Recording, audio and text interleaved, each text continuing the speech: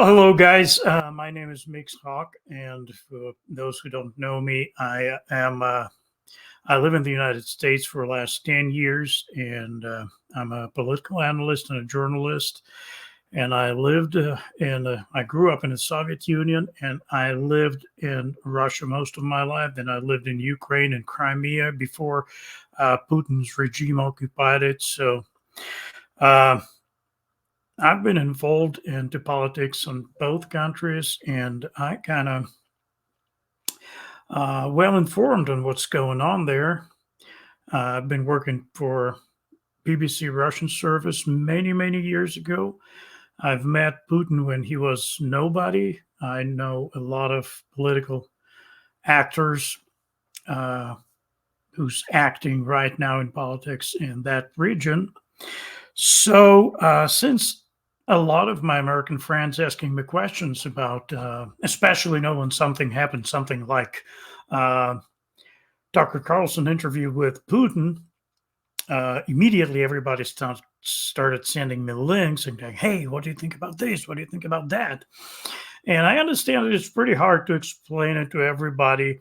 When the war in Ukraine broke through, this big war that's broke through just 2 years ago, not the one that started 10 years ago, actually, people ask me so many questions. So I finally wrote a book that is called Master of Illusions, how Russian propaganda poisons the minds of American conservatives.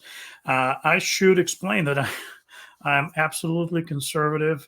I'm Reagan conservative, and I'm a Trump supporter, MAGA, and wholeheartedly with all that. But at the same time, I think that we got a lot of misunderstanding from the region of Russia, Ukraine, and what's going on there.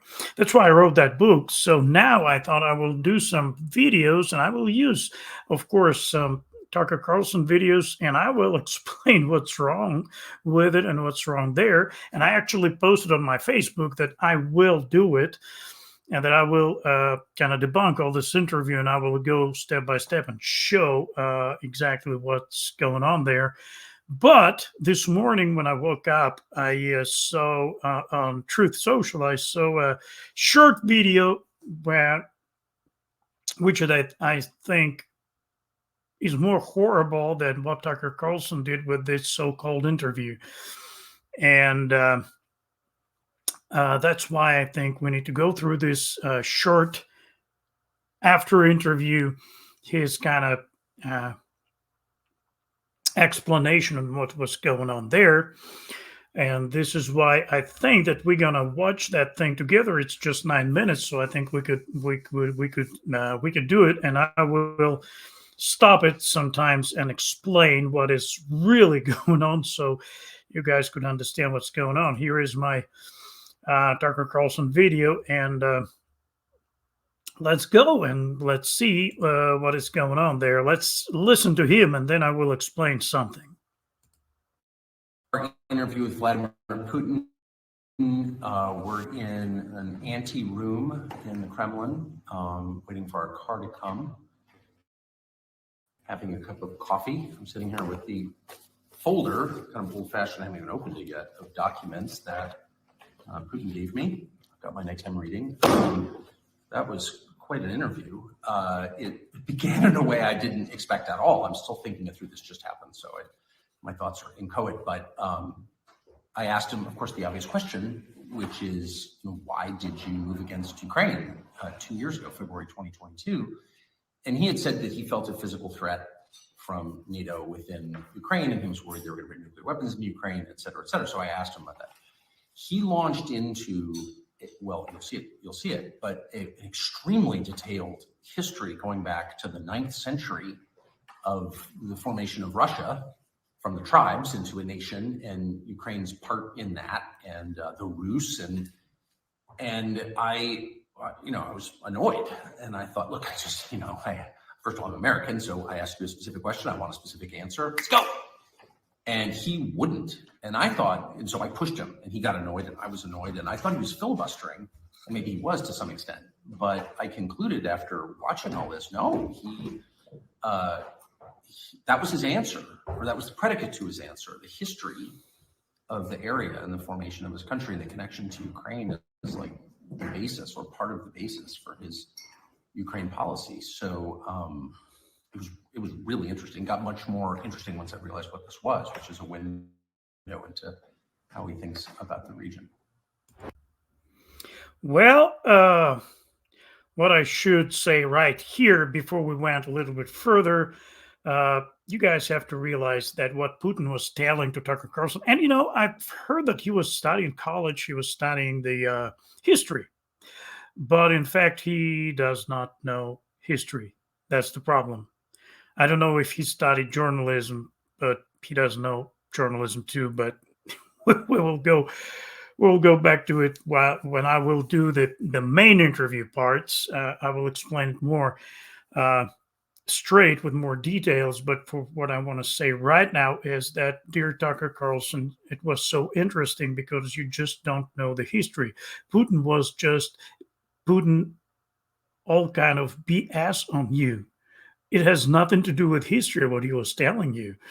So if you would do your homework, if you would prepare for this interview, if you would prepare to this talk, you would know that. But unfortunately, you probably didn't thought that it is important. Anyway, if you're professional into journalism, you should realize that when you ask a question and your vis-a-vis goes in a different direction, you have to turn him back, especially if he goes into the ground that you don't know, if he goes into the subject that you don't know. You cannot allow him sit there and just half an hour telling all kind of stuff, that has nothing to do with the real world and with the real history, and just that's so interesting. Whoa, whoa, whoa, whoa. That was, really, guys, I was driving while I was listening to that first part when he was talking about history. I was like, I was laughing so hard. I thought I will just ran somebody off the road or something, because that was hilarious. But of course, it's not that funny when you realize that it's the guy who's trying to base his aggressive war on this kind of delusional, pseudo-historical, quasi-historical ideas. So we're gonna have a special part on history. I will do a few videos on explaining what Putin was saying in that interview, and the first will be about the history. So we're gonna talk about it more. So now let's go further with Tucker's what he was saying about when he was sitting there resting after the interview. So we're back in the hotel room. It's, I don't know, probably around 10 o'clock at night. We were there for almost 5 hours in the Kremlin, which is quite an experience if you've read about the Kremlin your whole life, as I have. Not that different from the old executive office buildings, giant pile, 19th century warren of offices. Anyway, Putin was a couple hours late, as is his habit, apparently. Everyone who works for was laughing a little. Do you think it's okay? Seriously, man, do you think it's okay to do stuff like that? I know that you probably didn't have a choice, but at least you could say something about it, right? He just show you that you're nobody, and you're like, hey, yeah, he was late. Okay. Well, he's always late. But that, I'm not exactly sure what I thought of the interview. It just happened. It's probably going to take me a year to really decide what that was. But a couple of quick perceptions. One, Putin is not someone who does a lot of interviews. Well, really any interviews. He's done an interview in almost 4 years. He's not good at explaining himself. I didn't think. He's smart. There's no question about that. But he's clearly spending a lot of time in a world where he doesn't have to explain himself. So he I'm sort of piecing to, that's one of the reasons I'm having trouble thinking about the interview as a whole, because he didn't sort of lay out his case very coherently, though if you listen carefully, and we're there for a long time talking to him, a couple of things rose to the surface. One, he's very wounded, and I suggest this, but of course he denied it, but it's obvious. He's very wounded by the rejection of the West. The United States doesn't like Russia. The US government doesn't like Russia. I think, like a lot of Russians, he expected the end of the Cold War would be sort of Russia's invitation into Europe, or sort of into Europe, because it is a European country that's half in Asia. But there's a lot that's European about it. And if you come to Moscow, it's a very European city. You see it and you can feel it culturally. And the West rejected Russia. And maybe, I'm not even taking sides in this. Maybe there were good reasons. I don't know what they would be. But in any case, the West was determined not to be allied with Russia. That's very obvious. That's the whole point of NATO, I guess, is to contain Russia. And Putin is wounded by this. He's very upset about it. His eyes flashed when we talked about that, as we did, for probably over an hour. He didn't have a coherent theory that he was willing to tell me anyway as to why that is. Russia's not an expansionist power. Sorry. You're not. Oh, really? Okay. Let's stop here and just give me a break. Did you really prepare to interview, or you were just listening to Putin like out of the blue? You just came from, you were in the space somewhere, you were visiting Mars or Venus, and now you just returned and you didn't know what happened in the world for the last 20, 25 years, right, Tucker? You didn't know what's happened there. You didn't know how we lived here. You didn't know that in 1990s, at least in the beginning of 1990s, even before the Soviet Union collapsed, the West started sending a huge humanitarian aid to Soviet Union that was collapsing because of stupid socialist economy. And they were feeding Russia. They were sending clothes to Russia. The United States, Germany, European Union, everybody was supporting Russia. Now, when the Soviet Union collapsed, then Russia showed up. And now everybody's in front of Russia. They invited them everywhere. All the foreign companies opening their offices in Russia. We have automobile companies building their plants in Russia to build their automobiles there. We have Ford factory. We have a bunch of them there. We have all these restaurants, clothes, furniture, HR, everything you can imagine. They work in Russia. They sell their electronics, paintings, everything. Now, J7, which is the group of most influenceable and most big and strong countries, what do? They change their name to J8. And why is that, Tucker? Have you heard about J8, my boy? Okay, I will explain it to you. They start calling J8 because they invited Putin. They invited Russia to become a part of this, right? So Russia became a part of the leading force in the world, together with the United States, with Germany, with Japan, with other countries. Okay? So now, what's happening now? Now Putin is started oppressing journalists. He started murdering his political opponents. He started doing all that stuff, and he's still in J8. Now he invaded Georgia, which is not the state in the United States. I'm making this remark especially for Tucker Carlson. It's not a state in the United States, right? It's a country in a Caucasian mountains. So Putin invaded Georgia while the George W. Bush was president of the United States, and George W. Bush stopped this aggression. Even after this, Russia was not kicked off the J8. They were still in this, all the world powerful operations. So Putin was wounded by rejection, really? So when did J8 stop to exist? When the J8 became J7 again? It happened after 2014 when Putin invaded Crimea And I will talk about it more lately in later videos on this subject, but just for now, I lived in Crimea when it happened. I've seen with my own eyes the fake referendum and all that stuff. So anyway, only after this, Putin was really thrown out of all the world committees, and he got all this rejection from Western countries, which actually is not a big rejection. He's still a big friend with Karl Schwab, and he's still visiting this World Economic Forums and things like that. But anyway, this is the moment when the West, at least officially, rejected Putin. So he wounded. Oh my goodness. I will try not to cry about it. He was not rejected. Russia was not rejected for over like 20 something years.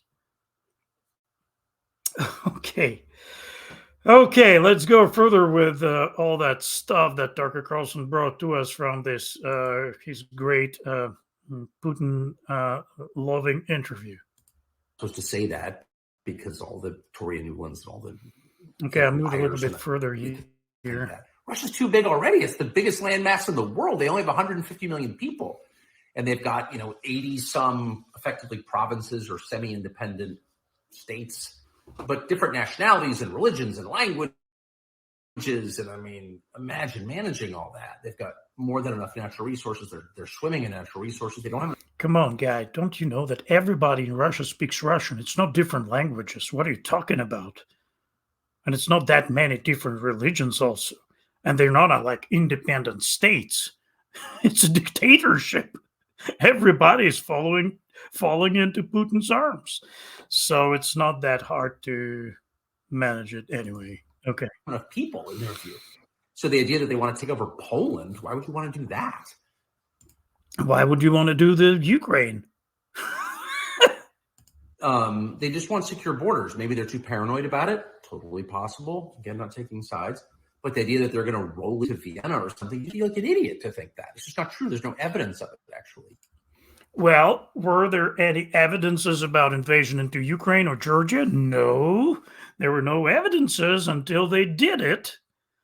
But now, again, if you're a journalist, usually you kind of gathering information. So if Tucker would gather some information from Russian mass media, you would know that this is what they're talking about in every political talk show, in every news nuggets and everything that they kind of do about it. They always saying that, we have the part of Finland is ours, the Poland is ours. It was the part of Russian Empire and blah, blah, blah, blah. So they talking about it all the time. By the way, they're talking about Alaska, that Alaska should be returned to Russia too.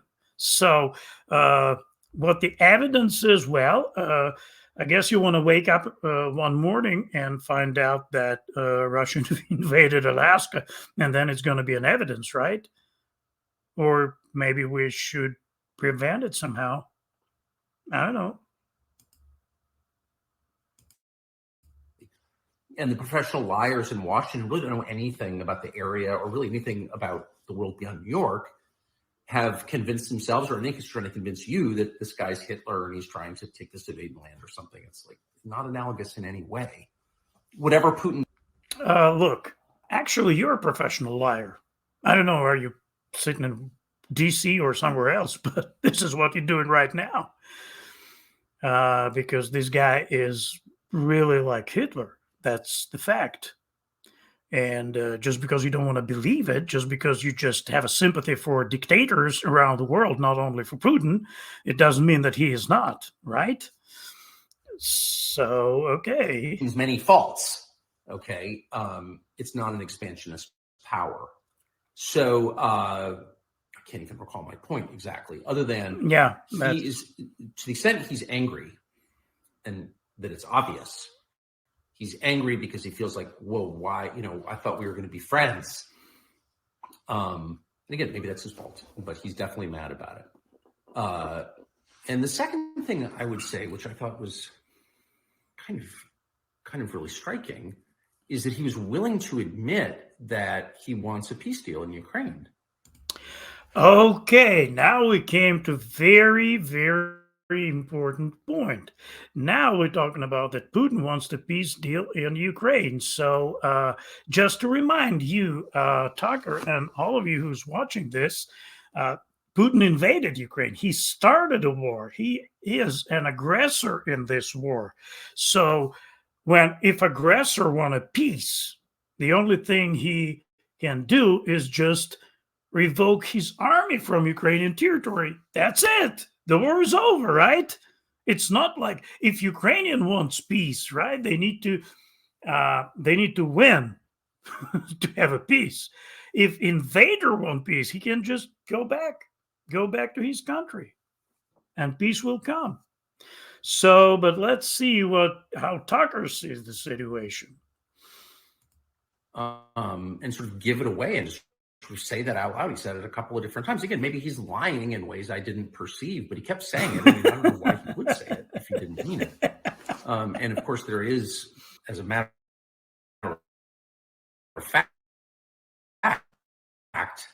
or part of a peace deal at the beginning of peace talks, a settlement of some sort on the table a year and a half ago, that the former Prime Minister of Great Britain, Boris Johnson, scuttled on behalf of the Biden administration and convinced Zelensky and the Ukrainian government not to enter into these talks. I mean, that's so now you're trying to convince us that Boris Johnson, the conservative leader of Great Britain, is doing something on behalf of Biden administration, right? So now you're trying to put the Boris Johnson, who's one of the biggest Trump supporters in Europe, and you're trying to destroy his reputations in the United States, trying to say that he's doing something with the Biden administration.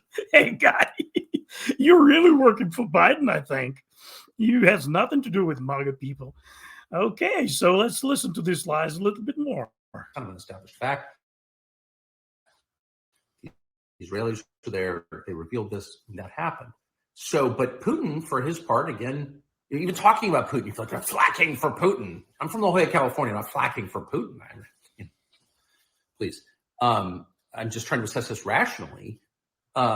It's interesting that he's willing to say, yeah, I want some kind of settlement. And the final thing I'll say is that if you're wondering who the lunatic... Explain something about this peace deal that Putin won, and then we're going to go back to what... to another creepy stuff that Tucker said in the end of his this short piece of video. So actually, of course, Putin now wants a peace deal. The peace deal that Putin wants, it's not really a peace. What Putin wants is, of course, his army that he pretended to be the second army in the world. It's not that really good. And since he got way more resources and way more human resources, way more military resources, way more ammo and weapons and all that stuff, he is stuck in Ukraine. He was kicked off some territories in Ukraine that he couldn't keep, because Ukrainians are fighting like lions and they just don't allow this guy to stay there. So now he wants a peace. And what does it mean is that they will allow him to stay on the territories that he already conquered. He cannot move forward because his army sucks. He just, what he's doing, he's actually bombing the cities. He's bombing civilians. He's murdering civilians daily. This is not what people who really want a peace, this is not what they do. But anyway, now he wanted to step back. He want to have this break time so he can regroup. He will have some time to gain more resources, more finances, more ammo, more all of that stuff, and then he will go and get some more parts that he couldn't get in this time. So this is why he wanted a peace deal. And this is really, yes, he's really wanting this, but he don't really want a peace. He don't really want to do it right. He don't want to free the territories that he conquered. So, okay, let's go to the final part of Tucker's stuff. U.S. officials have said on the record and have said to me and are telling a bunch of people that part of the terms have to be Russia giving up Crimea. And without getting into the whole history of Crimea, here are the facts. It's, the home of Russia's warm-water fleet. It's got a Russian population. They had a referendum. It's not a home of Russian war fleet.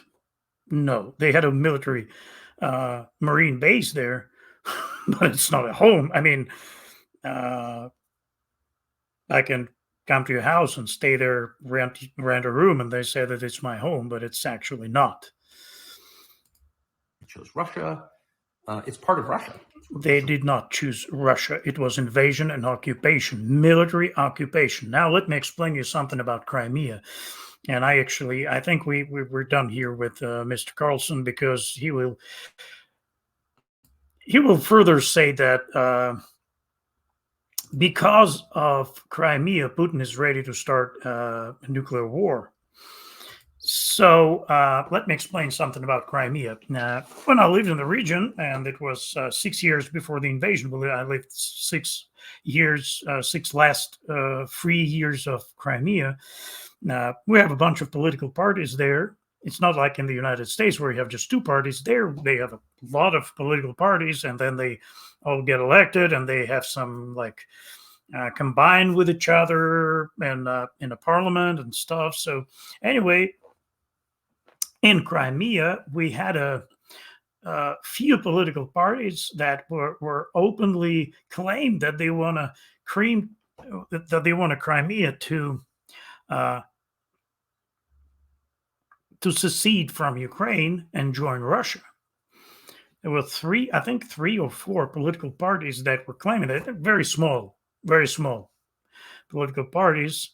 And in every election, they took part.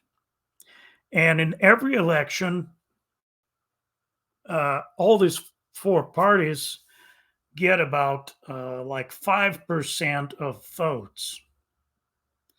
So this may tell you a few things. First of all, this is definitely tell you the reality of support for Crimea becoming a part of Russia that was in Crimea during the free elections, when people could go and vote. And if they really wanted to become a part of Russia, they would, those parties would be in Crimea, have 80%, 90%. It never happened. They have just few percents there. The secondary tells you that parties that were openly called for secession of a region could participate in Ukrainian elections. I cannot even imagine any political party in the United States doing something like this will have a big go here.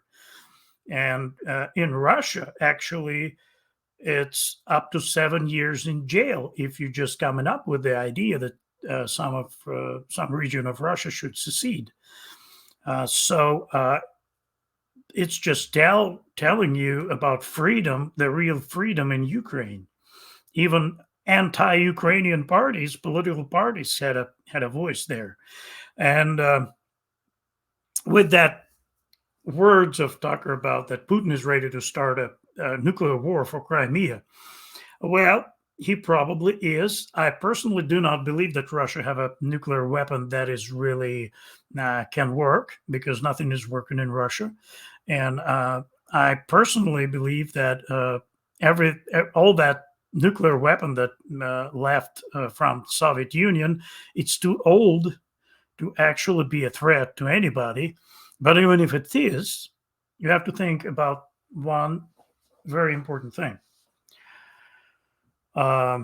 Okay, we will say, let's give Putin this freedom to get part of Ukraine because we have a nuclear weapon and we don't want a nuclear conflict. So what the purpose of having a nuclear weapon by the United States or France or Great Britain, if one dictator with a nuclear bomb can dictate to the rest of the world what he's going to do? He can break all the laws. He can invade anybody. And what's then? Then next time he will invade the Baltic countries or Georgia or Moldova. And everybody will say it again, like, oh, well, yeah, it's bad, but he's got a nuclear bomb, so what can we do? And then he will invade Poland, and then he will invade Czechia or like Austria or Hungary. And everybody will say, well, he's got a nuclear bomb, so what can we do? It's just how it is. So in 20, 30 years, Russia will take over the world, and everybody will just, well, we just don't want to start this nuclear war. Well, guys, maybe we should think about it. Maybe we should think about finding the way how to deal with it, because this is not right. This is not how it's supposed to be. We just cannot afford this type of living. We have to do something about Putin or Iran or North Korea or anybody who's trying to threat the world with the nuclear weapons, and then frightening everybody with this weapon, just doing whatever they want. This is not peace. This is not security. This is not international laws. This is, that's just mean that. So why do we have this nuclear weapon if we can do nothing about Putin or anybody like Putin? Khomeini or whatever. You think about it. So this was just a short part, and I just did it to introduce what I'm planning to do. So I'm planning to go step by step, like we did today with a Putin's interview, and explain what really what Putin was saying and what was really there. Actually, that's a journalist job, and if I would be the one who's interviewing Putin, I would ask him these questions. Of course, I would stop him and ask him these questions. This is probably, I'm not the one who's taking his interview. I interviewed him a couple times many years ago, and I actually didn't find that he was that smart. But okay, maybe he got smarter with the years. I don't know. Anyway, we'll go through this interview, and I actually, this video that I just showed you, I hoped when I saw it, I hope that I will hear that Tucker Carlson said, well, I just took this interview and this and this and this was horrible, and Putin didn't said this and this and this stupid things. Instead, he was just in awe of guy. Well, freedom of speech. You have right to say all kind of stuff he wants. Tucker Carlson, and First Amendment allows me to say everything I want about the job that Tucker Carlson did with this interview. So, okay, I hope to see you in the next video, and sign up for it, repost it if you think that it's interesting, send it to your friends, especially Tucker Carlson loving friends, because I believe this guy is a threat for MAGA. I believe this guy is a threat for Donald Trump and his presidency, and we need to do something about it. All right, so thank you everybody for watching this video. God bless you, and I'll see you in the next videos. I will try to do my best to do it as fast as possible. God bless you.